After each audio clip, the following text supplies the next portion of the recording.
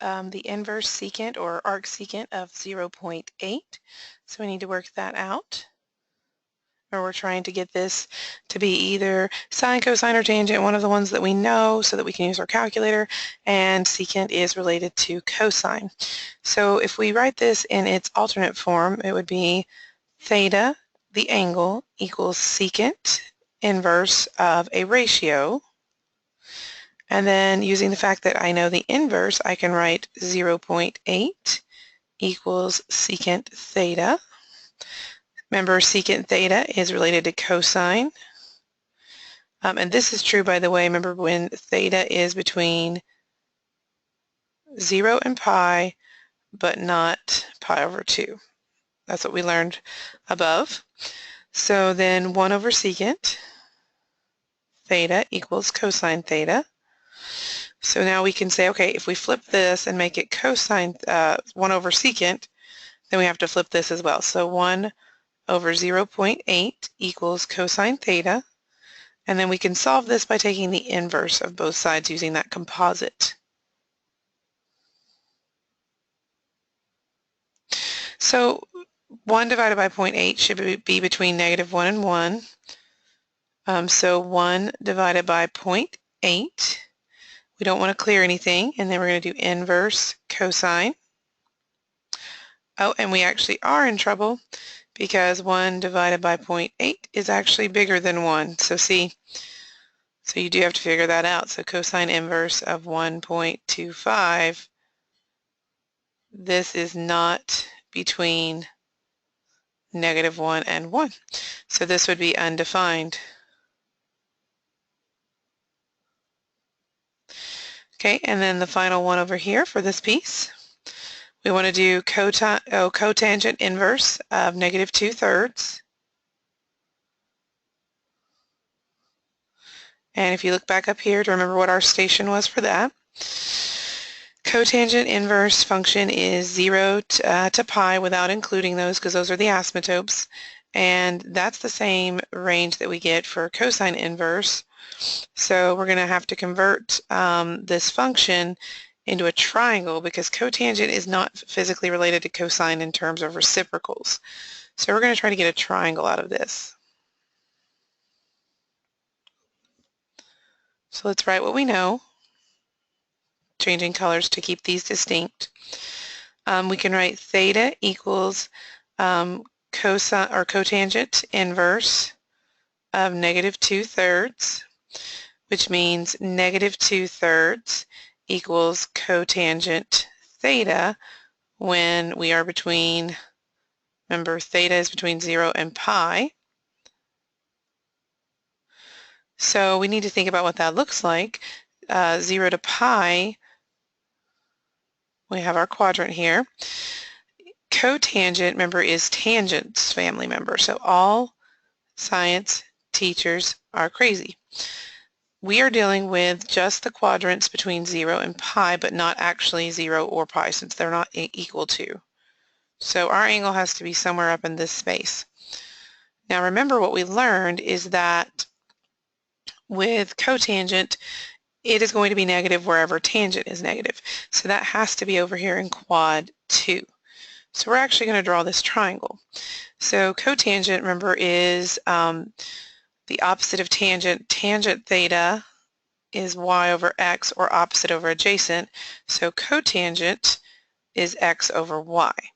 So for us, that means this is the x and this is the y. You do need to make sure your negative goes in the right place, though. These are negative x's and this is a positive y. So now we can use Pythagorean theorem to find the other side of the triangle. We need that so that we can reference this in terms of either sine or cosine. For us, it's going to be cosine. So -2 squared plus 3 squared equals r squared. That's 4 plus 9 equals r squared. 13 equals r squared. R equals the square root of 13. So this is square root of 13. So cosine up above would be, cosine of this theta right here would be adjacent over hypotenuse.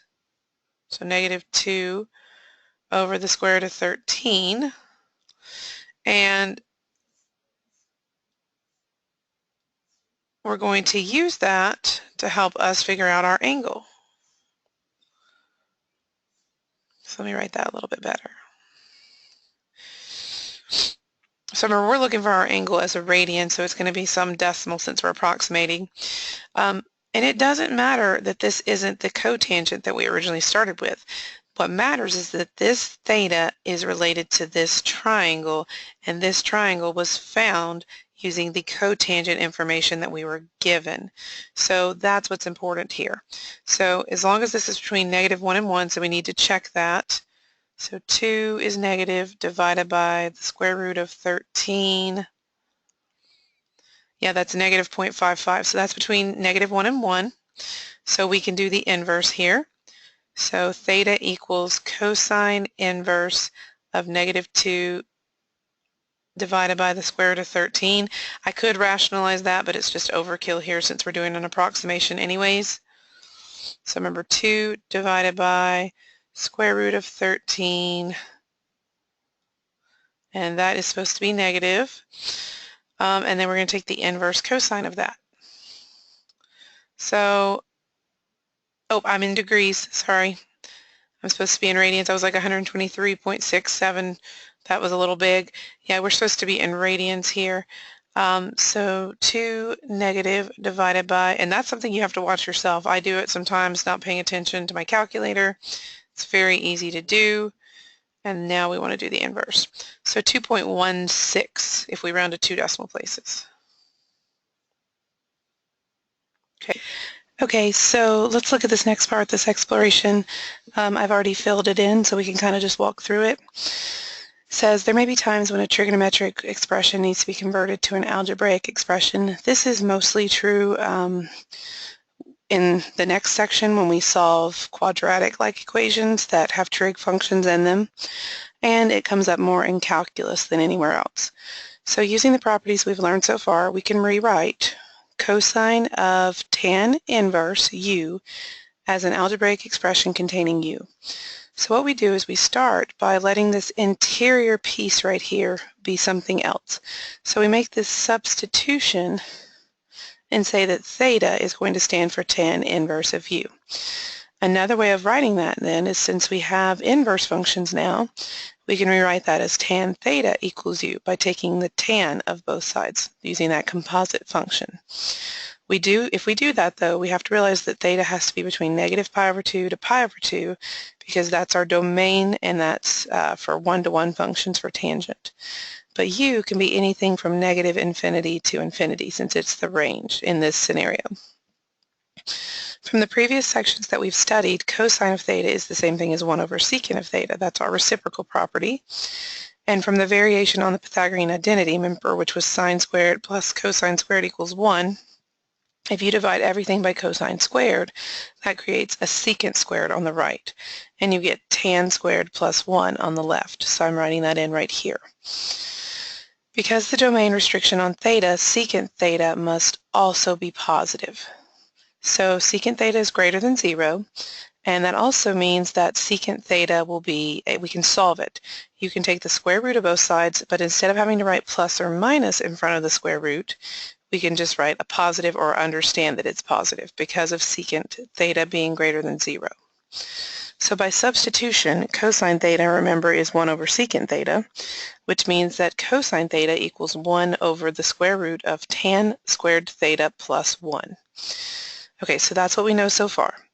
Therefore, let's go back to our original problem. Cosine of tan inverse of u equals cosine of theta, since we let theta equal that, which is 1 over secant of theta, because that's the definition of the reciprocal, which we just found out is 1 over square root of tan squared theta plus 1. Notice I highlighted in blue tan theta equals u because that's this right here. If this is tan theta, that would be a u, and u squared would be u squared. They just reversed it and wrote 1 plus u squared. So this looks like a lot of things are just kind of going on behind the scenes, but this is really useful for simplifying something down and turning it into an algebraic expression. You really like doing that in calculus when you're dealing with trig functions because it makes things easier if you're dealing with the algebra. So we kind of use these substitutions to help us do that. You have to still remember that this is still tan squared theta, but this makes it look algebraic. And that is the end of this section.